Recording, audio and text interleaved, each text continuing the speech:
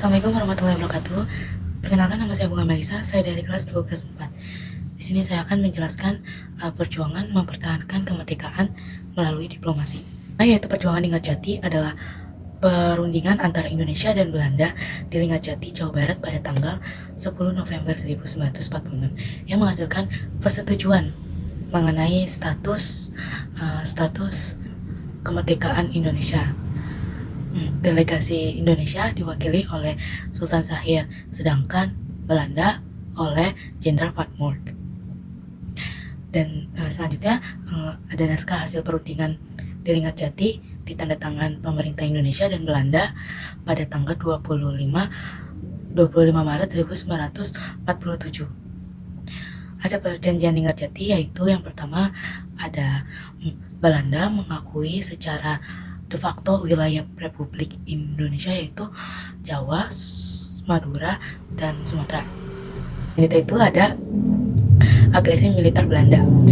Agresi militer Belanda 1 yang dikenal sebagai operasi Produk pada tanggal 21 Juli 1947 hingga 5 Agustus 1947.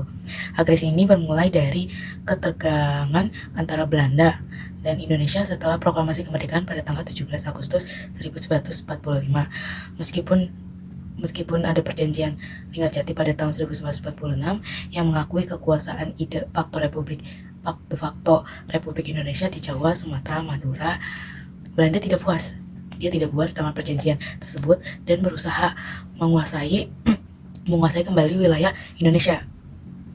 Mereka melancarkan serangan militer untuk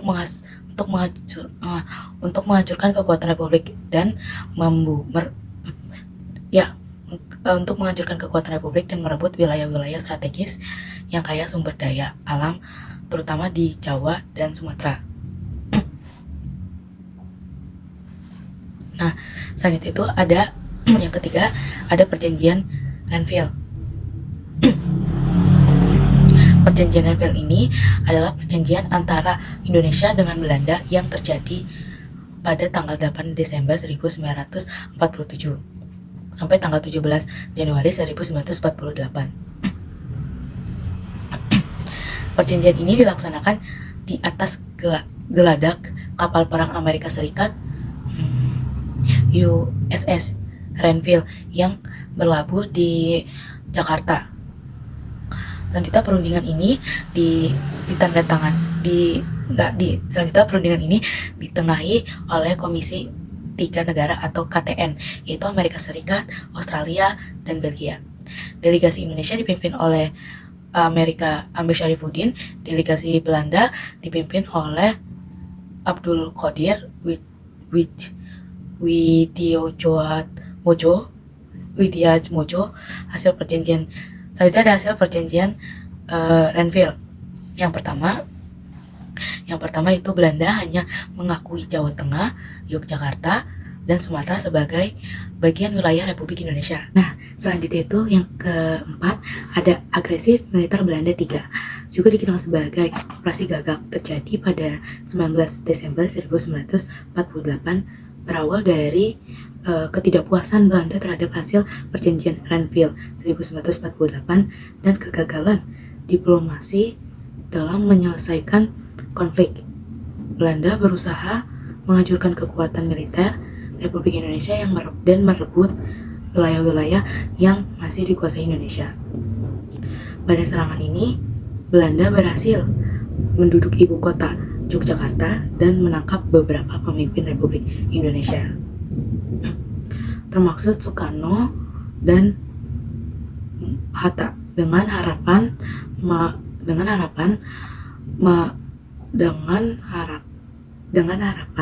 melemahkan perjuangan kemerdekaan Indonesia. Dan yang kelima itu ada serangan umum 1 militer pada tahun 1940. Nah, terkait dengan upaya Indonesia menunjukkan bahwa Republik Indonesia ada dan kuat meskipun Belanda menduduki Yogyakarta dalam agresi militer Belanda 2. Setelah pemimpin Indonesia ditangkap, perjuangan dipimpin oleh tentara perjuangan dipimpin oleh tentara dan gerilyawan. Perjuangan dipimpin oleh tentara dan gerilyawan. Nah, serangan ini dipelopori oleh Jenderal Sudirman dan Kolonel Soeharto yang berhasil menguasai Yogyakarta selama 6 jam pada 1 Maret 1949. Serangan ini bertujuan untuk membuktikan kepala dunia terutama PBB bahwa Indonesia masih mampu melawan Belanda, yang akhirnya memicu tekanan internasional agar Belanda kembali ke meja perundingan. Nah, selanjutnya yang keenam itu ada perjanjian Roem dan Roentgen. Perjanjian ini antara Indonesia dengan Belanda yang dimulai tanggal 17 April 1949 dan akhirnya ditandatangani pada tanggal 7 Mei 1949 di Hotel Denides Jakarta. Tujuan perjanjian ini adalah untuk menyelesaikan beberapa masalah mengenai kemerdekaan Indonesia sebelum KMB di Den Haag. Pada perjanjian ini, delegasi Indonesia diwakili oleh Muhammad Roem, sementara delegasi Belanda diwakili Herman van Rogen. Nah, nama perjanjian Roem-Rogen ini itu terinspirasi dari nama-nama delegasi-delegasi Indonesia dan Belanda. Selanjutnya, hasil perjanjian Roem-Rogen yang pertama yaitu Angkatan Bersenjata Indonesia akan menghentikan semua aktivitas gerilya. Yang kedua, ada pemerintahan Republik Indonesia akan menghadiri KMB. Nah, ini adalah terakhir perjuangan dari mempertahankan kemerdekaan melalui diplomasi, yaitu Konferensi Meja Bundar, yaitu KMB. Sebuah pertemuan yang dilaksanakan di Denmark, Belanda dari 23 Agustus hingga 2 November 1949 antara perwakilan Republik Indonesia, Belanda, dan BFO atau Bijeenkomst for Federal Overleg yang mewakili berbagai negara yang dibuat Belanda di Kepulauan Indonesia. Tujuan dari KMB nih adalah untuk menyelesaikan sengketa Indonesia dan Belanda seadil dan secepat mungkin. Ketua KMB adalah Perdana Menteri Belanda, yaitu William Drees. Delegasi Indonesia yang dipimpin oleh Dr. Andes Muhammad Hatta. Delegasi BFO dipimpin oleh Sultan Hamid II dari Pontianak. Nah, delegasi Belanda dipimpin oleh Van Marszeven. Nah, hasil konferensi meja bundar KMB yang pertama yaitu Belanda